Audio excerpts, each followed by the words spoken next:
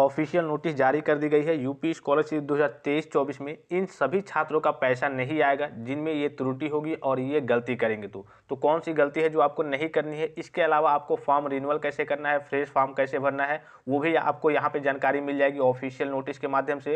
अगर आपको demo video चाहिए, लाइव वीडियो चाहिए कि कैसे आपको रिन्यूअल फॉर्म करना है या फिर फ्रेश फॉर्म भरना है, तो उसका लिंक मैं आपको वीडियो के डिस्क्रिप्शन बॉक्स में दे दूंगा। आप जाकर के देख सकते हैं कि आपको यूपी स्कॉलरशिप का फ्रेश फॉर्म कैसे भरना है और यूपी स्कॉलरशिप रिन्यूअल कैसे करना है। सबसे पहले कुछ महत्वपूर्ण निर्देश है वो आपको जानना बेहद जरूरी है। तो सबसे पहले चीज़ है, देखिए, छात्रों हेतु ऑनलाइन आवेदन पत्र भरने से पूर्व यानी कि पहले अपने शैक्षणिक योग्यता के अंक पत्र, प्रमाण पत्र, जाति आय निवास प्रमाण पत्र ऑनलाइन जारी, पाठ्यक्रम की अनिवार्य वार्षिक नॉन रिफंडेबल शुल्क धनराशि, वर्तमान विश्वविद्यालय बोर्ड का अपना पंजीयन क्रमांक यानी कि रजिस्ट्रेशन नंबर प्रथम वर्ष को छोड़कर, यानी कि अगर आप फर्स्ट ईयर में है तो आपका कंपलसरी नहीं है, आधार नंबर, अपना पासपोर्ट साइज का फोटो आदि अभिलेख होना आवश्यक है। ये सारे डॉक्यूमेंट्स आपके पास होने चाहिए। फिर दूसरा है हाई स्कूल अंक पत्र, प्रमाण पत्र एवं प्रमाण पत्र में अंकित नाम, पिता का नाम, लिंग एवं जन्मतिथि का उसी तरह आधार कार्ड में अंकन होना आवश्यक है। यानी कि अगर आपके नाम में कहिए कि और पिता के नाम में, आपके जेंडर में, डेट ऑफ बर्थ में कोई और आपके आधार कार्ड में कहिए कि हाई स्कूल और आधार कार्ड में कहिए कि डाटा अगर गड़बड़ रहता है,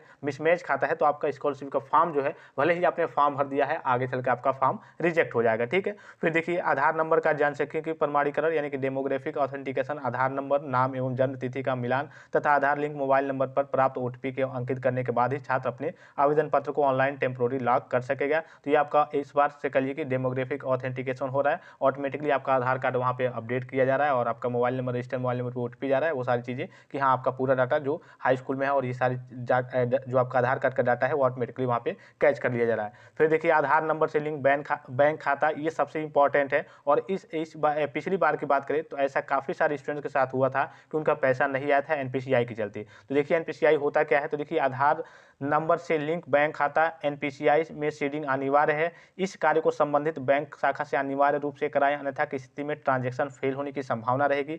वित्तीय वर्ष 2022-23 में छात्रवृत्ति का भुगतान आधार नंबर से जुड़े बैंक खातों में ही होगा। यानी कि 2022 से लेकर 2022-23 और 2023-24 से, यानी कि 2022-23 से ये लागू हो गया है और 2022-23 से अब हमेशा कह लीजिए कि इसी प्रकार से आपका एनपीसीआई सीडिंग रहेगा, तभी आपके बैंक खाते में जो कह लीजिए कि ट्रांजैक्शन हो पाएगा यूपी स्कॉलरशिप का। एनपीसीआई होता क्या है, तो आप जा करके बैंक में कहेंगे कि सर मेरे बैंक में ई-केवाईसी कर दीजिए, electronic KYC, know your customer कर दीजिए, तो वो सारी चीज़ आपके कर देंगे। और वहाँ पे जो आपको रसीद देंगे ना, वहाँ पे देखेंगे आप, तो वहाँ पे सारी चीज़ें लिखी रहेंगी कि हाँ आपका जो भी आपका पैसा वगैरह आएगा तो आपका ट्रांजैक्शन वगैरह फेल नहीं होगा, यूपी स्कॉलरशिप का पैसा आएगा। तो फिर देखिए अपना आधार लिंक बचत बैंक खाते में लिंकिंग एवं एनपीसीआई में सीडिंग के साथ संचालित रखें, न्यूनतम बैलेंस बनाए रखें एवं खाते में धनराशि आने की अधिकतम लिमिट न लगी हो तथा हर 3 माह में बैंक खाते में ट्रांजैक्शन अवश्य करें। ये काफ़ी ज़्यादा इंपॉर्टेंट है और काफ़ी सारे स्टूडेंट्स होते हैं, जहाँ तक मेरे देखने में है, कि वो एक बार बैंक अकाउंट ओपन करा लेते हैं और फिर उसमें कोई ट्रांजैक्शन वगैरह नहीं करते हैं, या फिर वो कह लीजिए कि बैंक की जांच करते हैं कि खाता बंद है या फिर चालू है।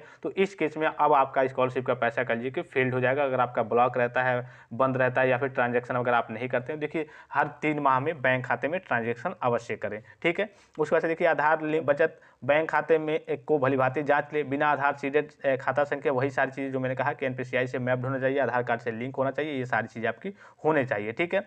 फिर देखिए यहाँ पे कह रहा है कि लॉक करने से पहले, यहाँ पे छात्र अपना आवेदन ऑनलाइन करने के पश्चात टेम्पोररी लॉक करने से पहले पूर्व अपना संपूर्ण विवरण यथा हाई स्कूल इंटरमीडिएट का रोल नंबर, जाति आय प्रमाण पत्र का क्रमांक एवं आवेदन का क्रमांक, छात्र द्वारा गत वर्ष में प्राप्त अंकों का विवरण, वर्तमान पाठ्यक्रम में प्रवेश लेने की न्यूनतम योग्यता, पाठ्यक्रम एवं पाठ्यक्रम का प्रकार, आय प्रमाण पत्र में अंकित आय, अनुमोदित वार्षिक शुल्क की धनराशि जो आपकी शुल्क लगती है कॉलेज में, आवेदन पत्र में अंकित की गई कैटेगरी, अनुसूचित जाति, अनुसूचित जनजाति, सामान्य वर्ग, पिछड़ा वर्ग, अल्पसंख्यक वर्ग आदि का किया गया अंकन सावधानी पूर्वक जांच ले। ये सारी चीज़ें आपकी सही होनी चाहिए। ठीक है। और यहाँ पे देखिए सभी छात्र अपना आवेदन पत्र स्वयं भरें, ऑनलाइन आवेदन पत्र के लिए पासवर्ड स्वयं सृजित करें, यानी कि आप जो भी चीज़ें ऑनलाइन करा रहे हैं तो स्वयं करें, या फिर कहीं से करा रहे हैं तो आप सारी त्रुटियों को देख लें कि वहाँ पे कोई त्रुटि तो नहीं है, और कोई त्रुटि है तो उसको आप सही से सुधार करवा दें। ठीक है। वो सारी चीज़ दी हुई है। और यहाँ पे देखिए ये भी सारी चीज़ें वही है कि आप लॉगिन करके खुद से कर सकते हैं और सही सही सारी चीज़ें भरनी चाहिए। ये एक इंपॉर्टेंट चीज़ है कि अनिवार्य वार्षिक शुल्क यानी कि नॉन रिफंडेबल फीस के कॉलम में शिक्षण संस्थान से जानकारी करने के बाद ही वास्तविक फीस की धनराशि ही अंकित करें। अब काफ़ी सारे स्टूडेंट्स होते हैं जो इधर इधर उधर से रसीद फीस की जाती है।